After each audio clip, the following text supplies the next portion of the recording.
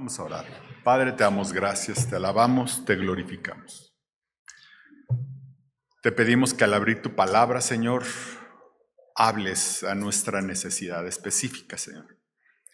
Y que nuestros corazones estén dispuestos, Padre, a escucharte y a obedecerte. En el nombre de Cristo Jesús. Amén.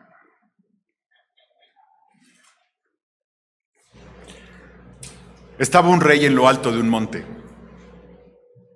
En lo alto de un monte. Del otro lado había un valle y otro monte enfrente. Y uno de los campeones del enemigo, prácticamente un gigante muy fuerte, retaba todos los días a su pueblo y a su Dios, blasfemando y maldiciendo, buscando un paladín para que luchara con él. La realidad es que tanto él como su ejército estaban tremendamente intimidados y atemorizados. Repentinamente le traen un jovencito enclenque, muy bien parecido, que indignado porque nadie se atrevía a luchar con Goliat. Este jovencito pidió hacerlo.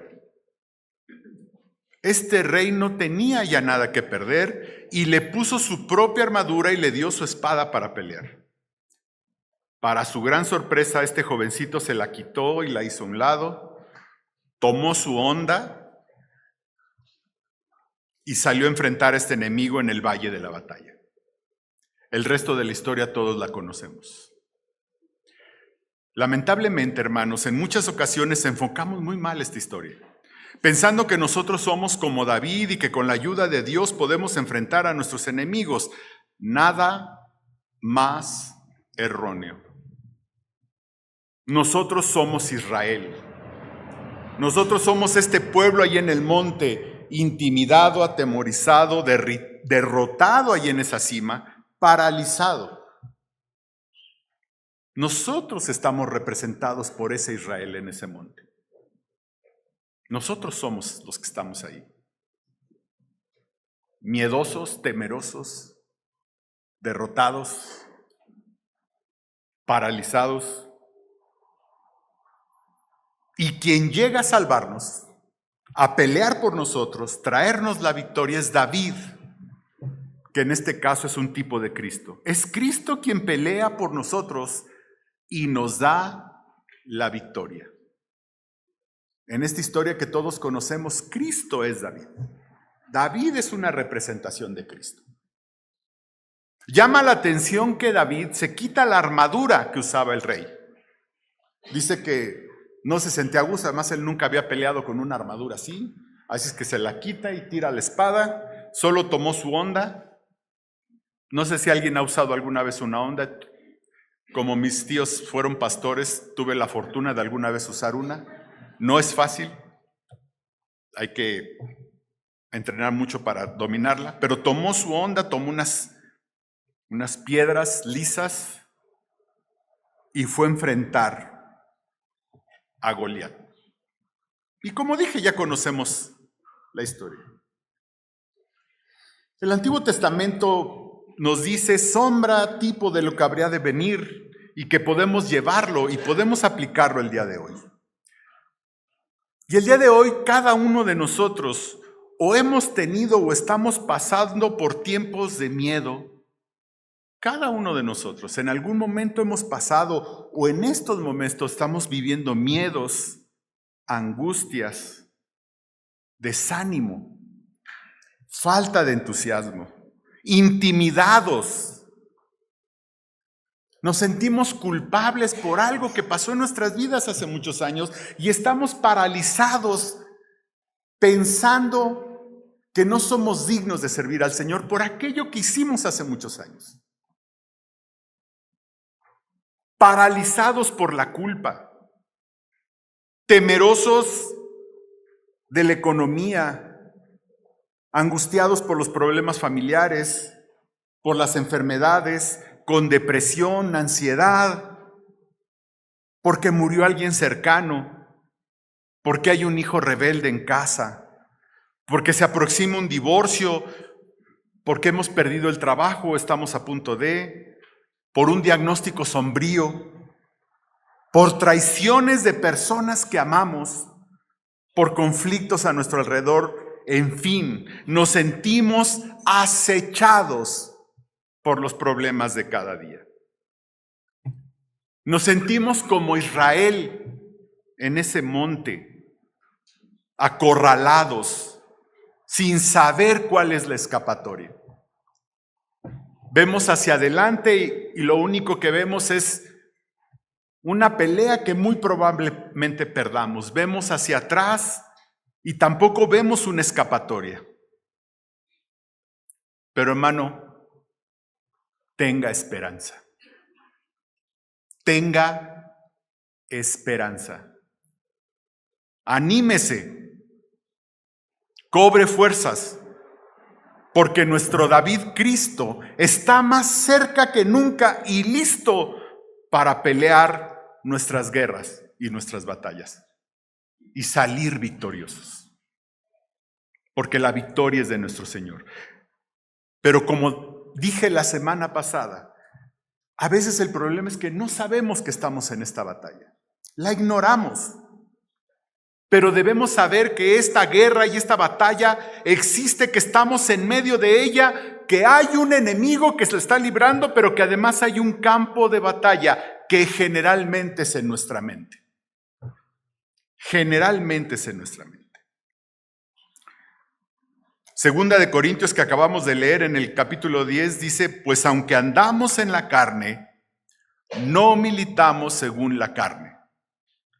Porque las armas de nuestra milicia no son carnales, sino poderosas en Dios, para la destrucción de fortalezas, derribando argumentos y toda altivez que se levanta contra el conocimiento de Dios y llevando cautivo todo pensamiento a la obediencia a Cristo.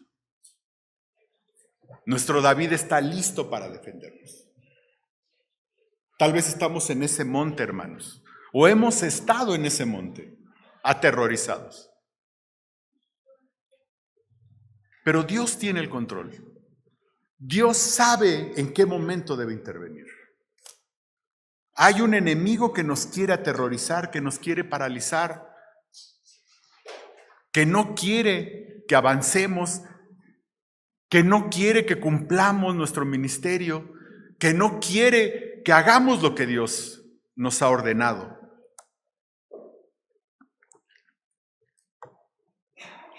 No obstante eso, Él nos ha armado con una armadura para esta batalla, que además no es nuestra. Y ahora que entendemos la naturaleza de esta guerra, ahora veremos cómo nos ha equipado Dios para ella. Vamos allá a Efesios. Efesios 6:12. Dice: porque no tenemos lucha contra sangre y carne, sino contra principados, contra potestades, contra los gobernadores de las tinieblas de este siglo, contra huestes espirituales de maldad en las regiones celestes. Por tanto, tomad toda la armadura de Dios para que podáis resistir en el día malo, y habiendo acabado todo, estar firmes.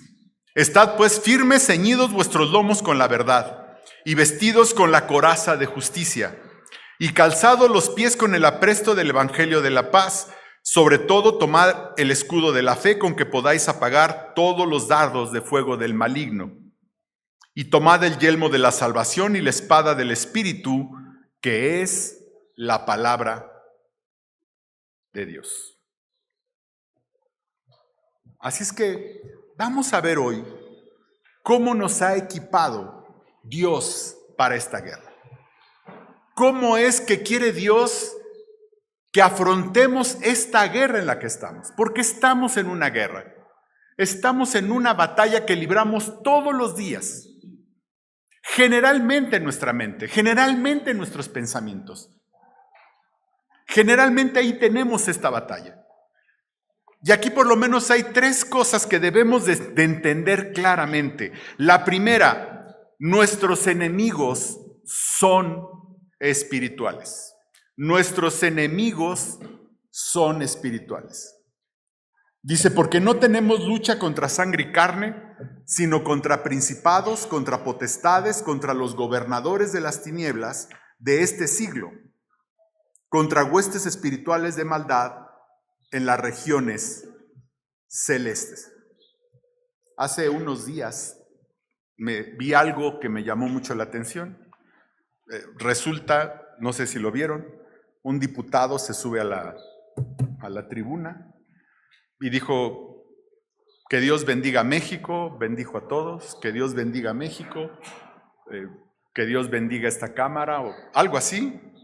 Y entonces se para una diputada y le empieza a increpar, una diputada del partido oficial. Se levantó, le lanzó. Primero le dijo que el gobierno mexicano era laico. El gobierno mexicano es laico, pero no quiere decir que tenga yo que ser forzosamente laico. Yo tengo que defender, o yo puedo creer lo que yo quiera. El Estado oficialmente no puede tener una religión, ni puede apoyar una sola religión. Pero eso no quiere decir que un diputado no pueda decir cuál es su creencia. El diputado le decía: diputada, que Dios lo bendiga, que Dios la bendiga, y esta mujer le empezó a increpar, que era una vergüenza, que México había luchado tanto tiempo por un Estado laico, y él seguía diciéndole: es mi creencia, que Dios la bendiga, y llegó un momento en que literalmente lo empezó a maldecir, lo maldijo, pero además terminó diciéndole una sarta de majaderías y cosas, y este diputado lo único que hizo es: diputada, la sigo bendiciendo, y que Dios la bendiga. La pregunta es: ¿la diputada es el enemigo? No, hermanos, la diputada no es el enemigo, ella no es el enemigo. El enemigo son las fuerzas. Lo que nos dice la Biblia es que atrás de esa persona, movida atrás de esa persona, hay fuerzas espirituales que obviamente no quieren que alguien se pare allí y mencione el nombre de Dios. El problema es la señora, no. El problema son las fuerzas que están atrás. Pedro recién había declarado, recién había dicho: tú eres el Cristo, el Hijo de Dios viviente, se lo había dicho al Señor, y a renglón seguido el Señor les dice que tenía que padecer en Jerusalén de los ancianos y de los judíos, y llega Pedro, natural, diciendo: Señor, ten misericordia, oye, ojalá no sea tan grave, no vaya a pasar esto. Y claramente el Señor Jesucristo vio de dónde venía eso. Dice: aléjate de mí, Satanás, porque no pones los ojos en las cosas de Dios, sino en las cosas de los hombres. ¿Era Pedro el problema? No, era quien le estaba susurrando al oído a Pedro.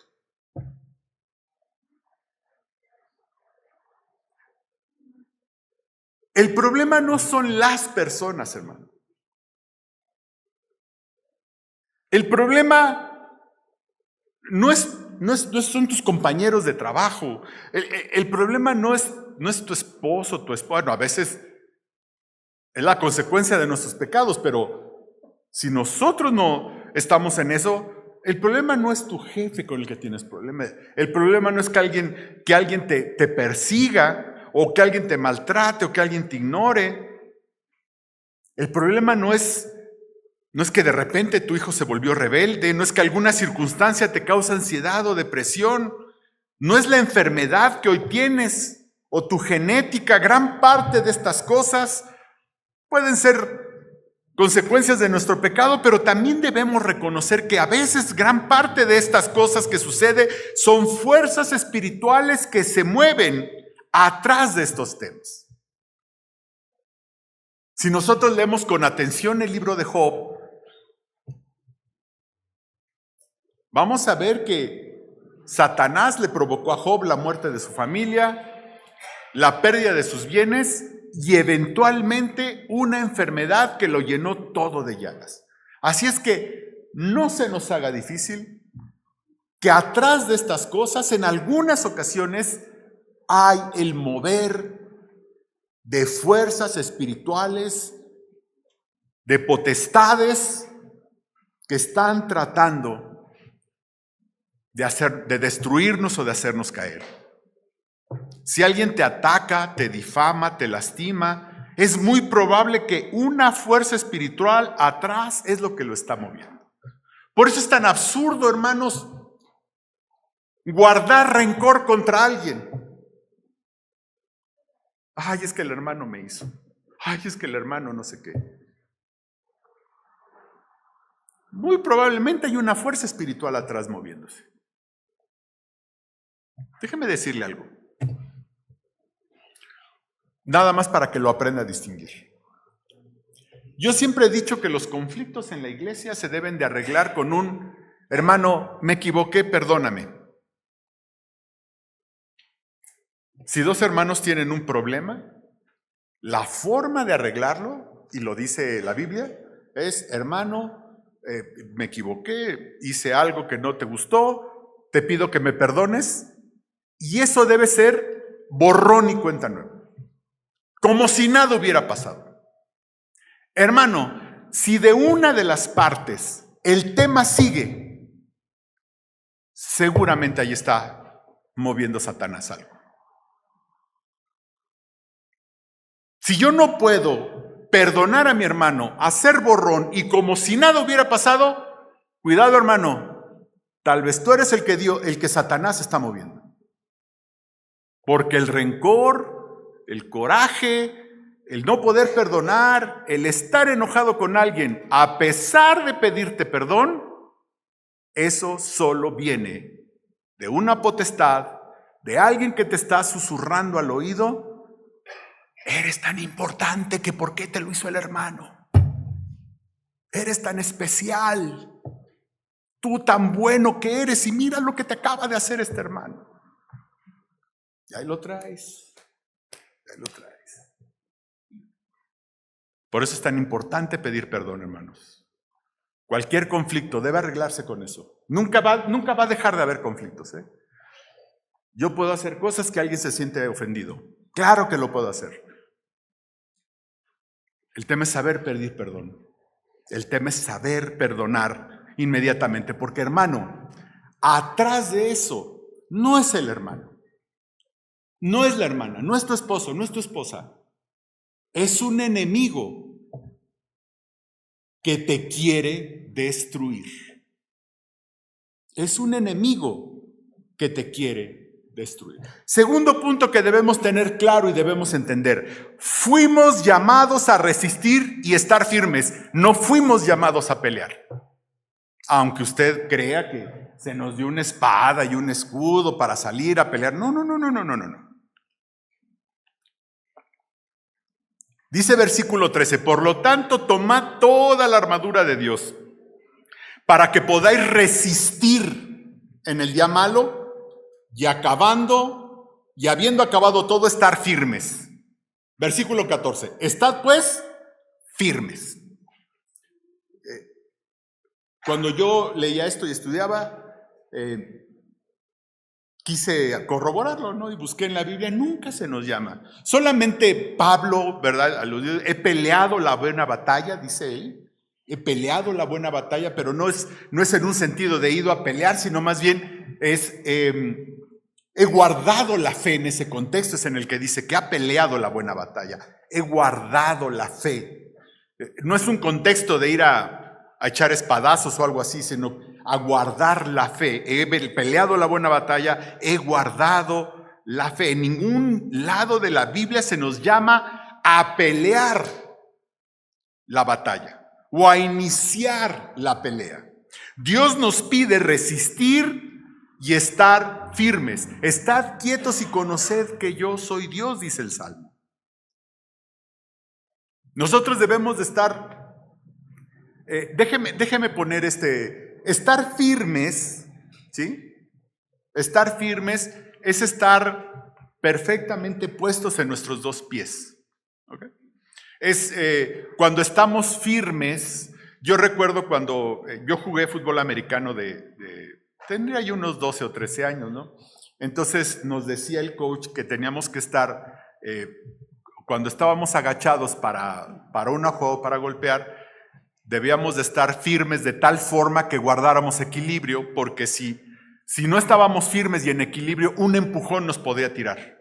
Podíamos perder el equilibrio y caernos. Entonces teníamos que tomar una firmeza y un equilibrio de tal forma que cuando nos empujaran, no cayéramos tan fácilmente, sino nos empujaran y siguiéramos de pie. ¿Okay? Es una forma de pararse y de ponerse y de guardar el equilibrio para que aunque nos empujen no nos caigamos. Yo pensé cuando estaba leyendo esto, yo pensé en esta forma.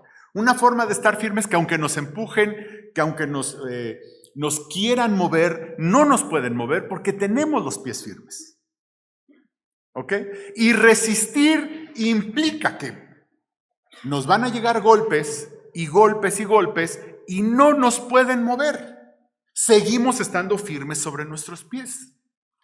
Es este sentido el que está hablando aquí. Por tanto, tomad toda la armadura de Dios para que podáis resistir en el día malo y habiendo acabado todo estar firmes, estad pues firmes. También hay una razón militar para esto, hermanos. Investigando, ¿verdad? Porque obviamente, estos son términos militares. Pablo aquí usa algunas comparaciones militares. Investigando me enteré, ¿verdad? Que cuando dos ejércitos se enfrentan, la mejor táctica para poder tener una ventaja es esperar que el otro ataque primero. Es la mejor táctica. Entonces, cuando se enfrentan dos ejércitos, a veces a uno no le queda más que atacar y al otro retira el ataque. Pero generalmente, ¿verdad? Los generales, los oficiales, los estrategas de estos ejércitos esperan el ataque del enemigo antes de poder atacar. ¿Por qué? Porque con el primer ataque puedo ver por dónde va su estrategia, qué es lo que quieren hacer, por dónde puedo cubrir las partes débiles y después de recibir el ataque yo poder atacar. Eso es en la milicia. En las artes marciales, yo creo que de niño fui al karate un mes, pero investigando resulta que efectivamente también en las artes marciales la mejor táctica es esperar el ataque del enemigo. Cuando dos en artes marciales están así para pelear, ¿verdad? Resulta que una de las mejores tácticas que pueden darse, yo lo leí, es esperar el ataque del otro, ¿no? Y que lo más peligroso es el contraataque. Creo que también en el fútbol algo se da así. Pero eso no sé, ya no lo chequé. Entonces, nuestro Dios, siendo un general de los mejores que hay, siendo un gran general, pues eso es precisamente lo que nos dice. Resistir y estar firmes, ¿no? Nosotros no atacar, no podemos atacar a Satanás, ni siquiera sabemos dónde está. Pero ¿qué sí podemos hacer, hermanos?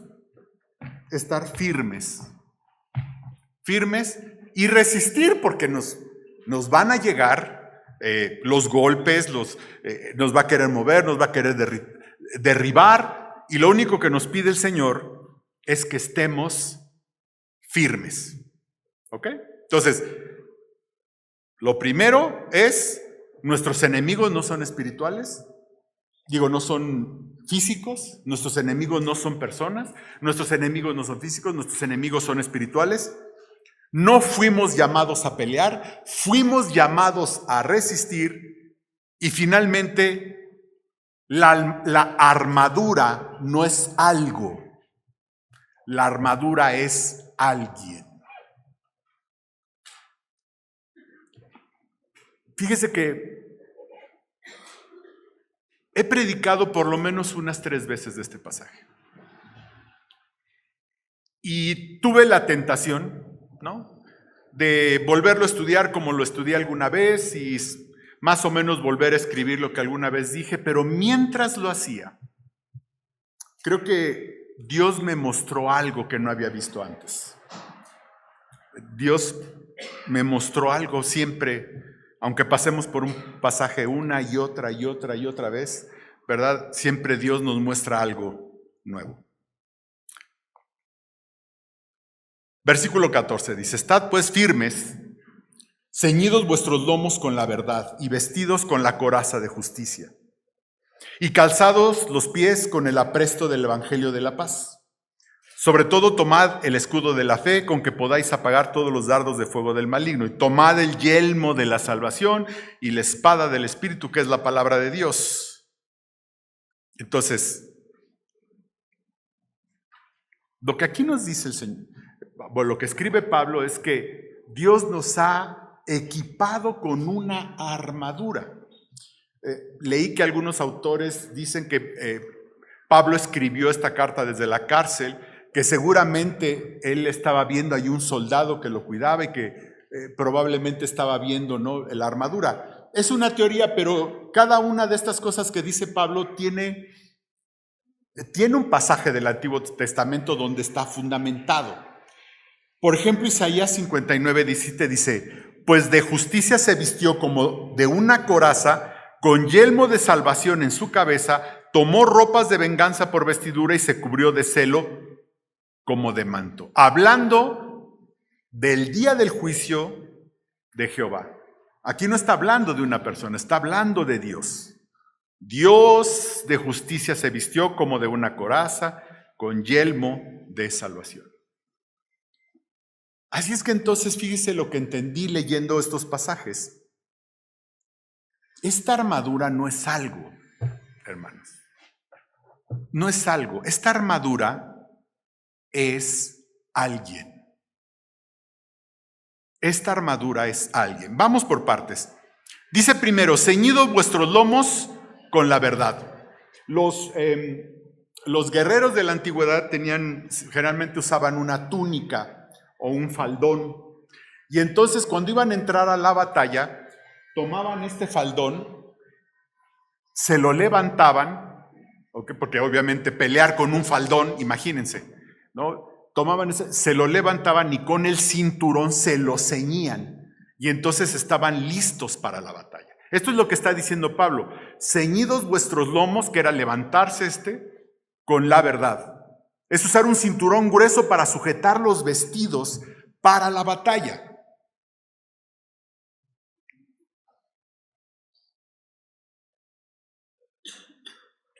Ceñidos vuestros lomos con la verdad. Cristo es el camino, la verdad y la vida. Cristo es la verdad. Isaías 11:5, hablando del Mesías, dice: y será la justicia cinto en sus lomos y la fidelidad ceñidor de su cintura. ¿Hablando de quién? Proféticamente, ¿de quién? De Cristo. ¿Sabe qué? Cada elemento de esta armadura, adivina a quién apunta. Adivina a quién apunta: a Cristo. Eso es lo que recién descubrí, hermanos. Cada elemento de esta armadura es Cristo. Vestidos con la coraza de justicia. Cristo es nuestra justicia. Romanos 10:4, porque el fin de la ley es Cristo, para justicia todo aquel que cree. ¿Quién es nuestra justicia, hermanos? La justicia no es algo, la justicia es ¿quién? Cristo. La coraza era algo que se ponía uno aquí, era como una armadura que cubría, vestidos con la coraza de justicia. ¿Quién es la justicia? Cristo. Cristo es la justicia. Dice: y calzados los pies con el apresto del evangelio de la paz. Y aquí sí, hermanos, tal vez alguien me va a aventar piedras por hereje. El evangelio no es un comunicado, hermano, porque a veces decimos: es que el evangelio son las buenas nuevas de salud. No. El evangelio no es un comunicado. Porque parecería que es, bueno, hay que llevar buenas noticias, entonces hay que llevar un comunicado a todos. No. El evangelio es Cristo, hermanos. El evangelio es Cristo y su obra redentora, pero el evangelio es que, las buenas nuevas es que os ha nacido hoy, ¿qué? Un Salvador. Romanos 10:4 dice: porque el fin de la ley es Cristo para justicia a todo aquel que cree. El evangelio es Cristo. Romanos 15:29. Y sé que cuando vaya a vosotros llegaré con abundancia de la bendición del evangelio, ¿qué? Del evangelio de Cristo.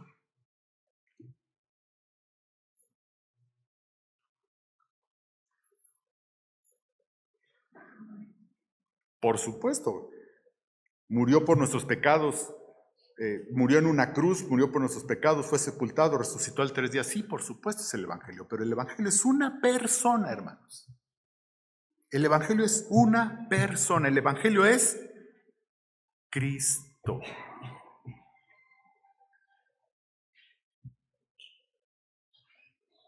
Versículo 16.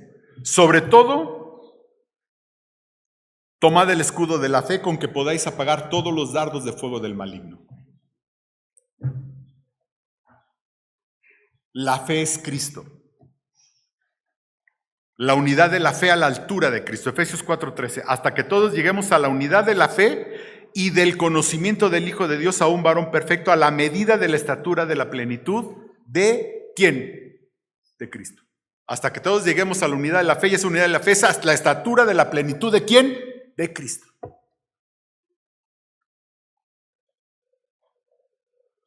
Porque no nos salva la fe solamente. Hay gente que tiene fe en muchas cosas. Hay gente que tiene fe. La fe sola no nos salva. Yo puedo tener fe en ídolos, en dioses, y la fe no me salva. ¿Qué es lo que me salva? La fe en Cristo. Entonces la fe es Cristo, hermanos.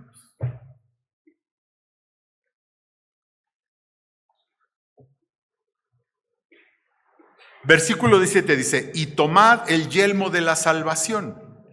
El yelmo era algo que se ponían en la cabeza. Era algo que se ponía en la cabeza. Cristo es nuestra salvación. Bueno, vaya, rápido. Jesús, ¿qué quiere decir? Dios es salvación. Dios, no sé si deba decirles más. La salvación es Cristo, punto. Lucas 19:9 dice, Jesús le dijo, y hablando de él, hoy ha venido la salvación a esta casa, por cuanto él también es hijo de Abraham. ¿Hablando de quién? Él llegó a un lugar y dijo, hoy ha venido la salvación a esta casa. ¿Quién es la salvación? Él. ¿Quién es la salvación? Cristo. Cristo es nuestra salvación. Y por último, dice, y la espada del Espíritu, que es la palabra de Dios. Yo muchas veces dije, no, la Biblia y que es la espada del Espíritu. ¿Qué dice Juan 1:1? ¿Qué dice Juan 1:1? En el principio era el verbo, la palabra, también se puede decir como la palabra, y la palabra era con Dios, y la palabra era Dios. Este era en el principio con Dios. ¿De quién está hablando allí? Y Cristo es la palabra. Cristo es la palabra. Por supuesto, esta Biblia es la palabra de Dios, pero Cristo es, ¿qué dice? ¿Qué dice? Cristo es la palabra. Déjeme darle un resumen. Esta armadura, todo de esta armadura, todo es Cristo. Todo es Cristo. Dice Colosenses 3:11, donde no hay griego ni judío, circuncisión, incircuncisión, bárbaro, ni cita, siervo, ni libre, sino que Cristo es el todo en todos. Cristo es el todo en todos. Cristo debería o debe de ser el todo de mi vida. El todo. El todo de mi vida. Cristo es mi salvación, mi fe. Cristo es mi escudo y mi fortaleza. Cristo es mi coraza, la verdad. Cristo es el todo en mi vida. Por eso yo alguna vez les decía, es que hermanos, Esto que nos han hecho de que nuestras prioridades, primero Dios, primero... Cristo es todo. Cristo es todo.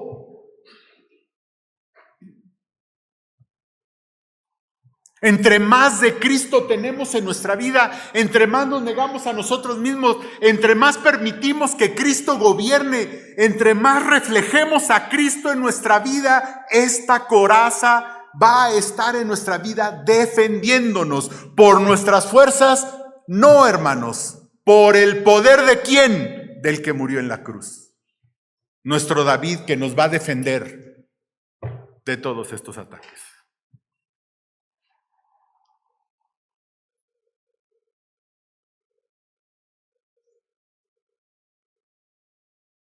Por eso el Señor dice, mía es la venganza. Tranquilo. Mía es la venganza, yo pagaré, dice el Señor. ¿Sabe cuál es el problema? Que nos queremos vengar nosotros. Que nos queremos defender nosotros. Y entonces si nosotros nos queremos defender, el Señor dice, bueno, pues vas solito, ¿no? Vas.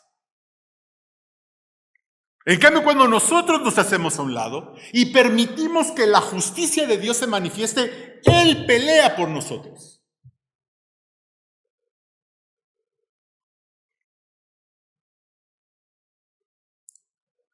Él pelea por nosotros. Estamos hoy con miedo, paralizados, atemorizados,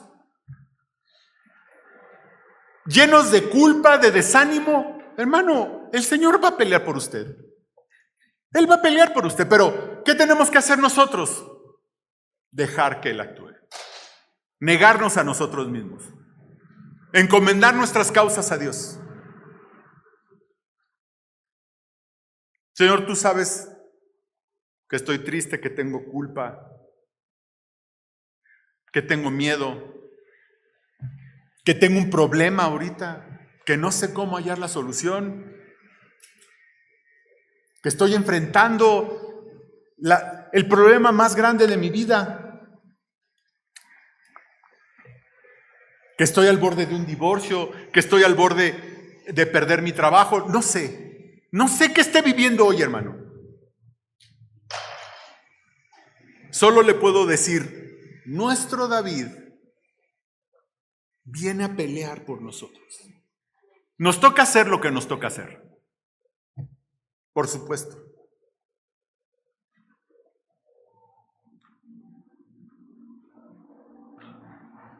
Pero si es el enemigo el que nos está atacando, si es el enemigo el que nos está poniendo tropiezo, hermano, si nos negamos a nosotros mismos, si reflejamos a Cristo, si esperamos en Dios, si estamos quietos, veremos la salvación de nuestro Dios en nuestra vida.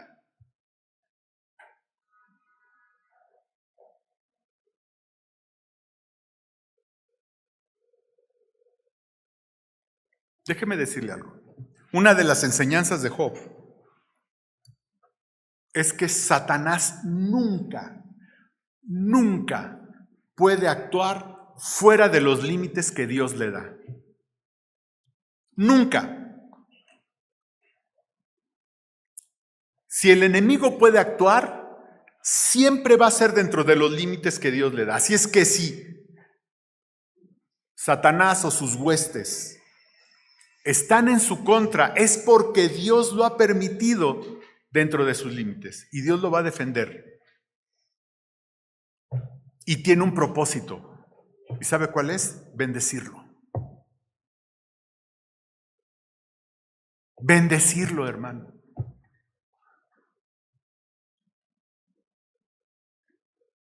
Así es que no se desanime. Morir a nosotros de tal manera que reflejemos a Cristo en nuestra vida y Él sea nuestra armadura, nuestro defensor, nuestro David en la batalla. El problema es que queremos pelear nosotros con nuestras armas carnales, representadas por esa espada y esa armadura que David se quitó. Para que Cristo nos defienda debemos dejar de pelear, debemos quedarnos quietos en la colina, listos para ver la victoria de Cristo. Y dejar que lo que Dios quiere formar en nuestras vidas, a través de estos problemas, a través de estas dificultades, permitir que Cristo sea formado en nosotros.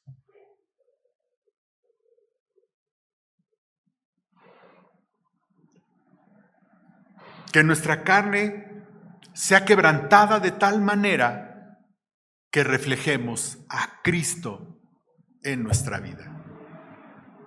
Oremos. Padre, te damos gracias, Señor. Gracias, Padre bendito, por lo que tú nos muestras en tu palabra, Señor.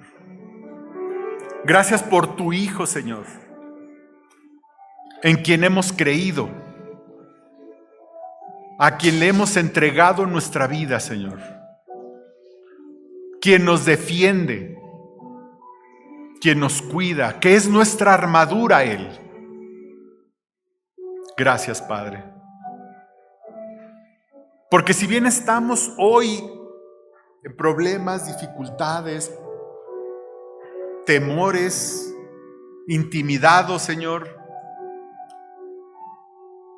desanimados, con culpas, Padre, tú nos llamas a resistir y estar firmes, Señor. Negarnos a nosotros mismos, reflejar a Cristo en nuestras vidas,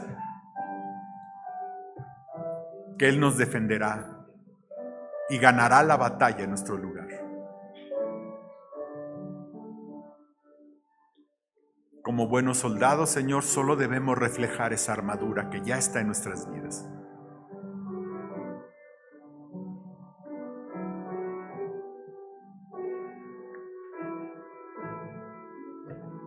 Ayúdanos a reflejarte, Padre.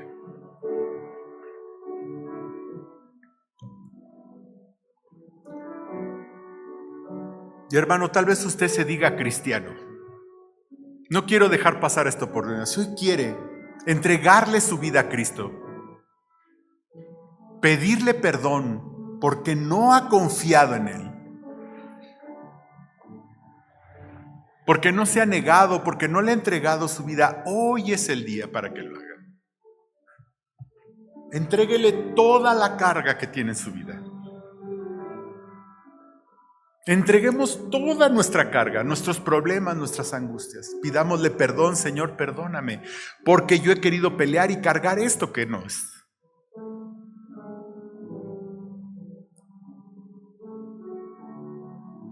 El pecado que nos asedia, hermanos.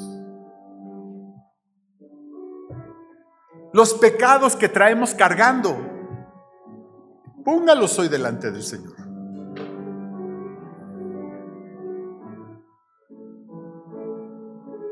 Dígale, Señor, perdóname, perdóname. Hoy lo pongo delante de ti, Señor, perdóname. Y si no le ha recibido como Señor y Salvador, hermano, hoy, dígale, Señor, ven a mi vida. Te recibo como mi Señor, como mi Salvador. Hoy quiero que seas mi escudo y mi fortaleza. Hoy creo que tú moriste en una cruz, que tu sangre fue derramada por mis pecados, que fuiste sepultado y que resucitaste al tercer día. Lo creo. Ven y llena mi vida. Sé mi escudo, sé mi fortaleza. Sé mi defensor, Señor.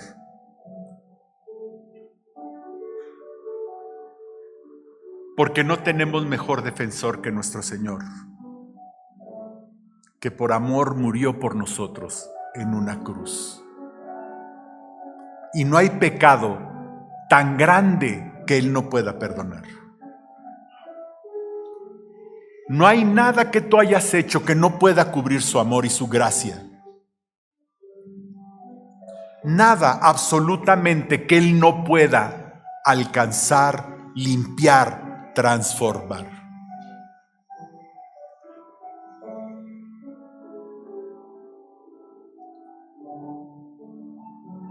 Si hoy le has entregado tu vida al Señor, levanta tu mano o ven aquí, sin pena.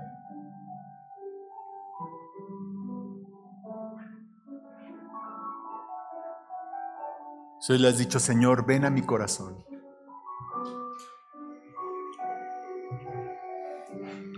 Ven a mi vida. Levanta tu mano. Y si no, está bien.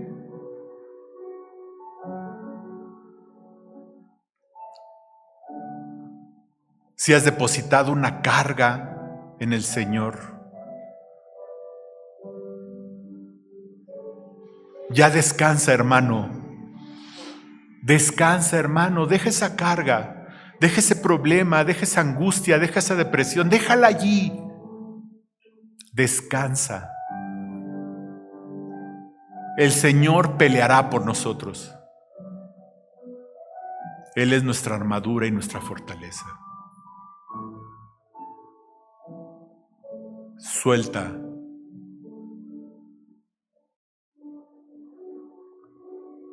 Suelta esa carga, hermano. Suelta el problema, el miedo, la ansiedad. Déjalo en manos del Señor.